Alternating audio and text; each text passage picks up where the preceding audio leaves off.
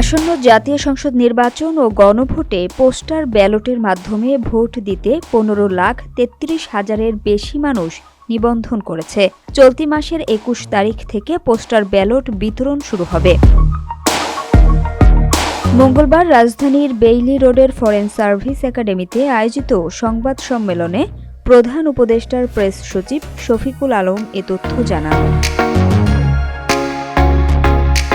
তিনি বলেন, postal ballot নিবন্ধনে অভূতপূর্ব সাড়া পাওয়া গেছে। চূড়ান্তভাবে 15,33,682 জন ভোটাধিকার প্রয়োগের জন্য নিবন্ধন করেছেন। তাদের মধ্যে দেশে 7,61,140 জন ও বিদেশে 7,72,542 জন রয়েছেন। সংবাদ সম্মেলনে উপস্থিত ছিলেন প্রধান উপদেষ্টার জ্যেষ্ঠ সহকারী প্রেস সচিব ফয়েজ আহমদ।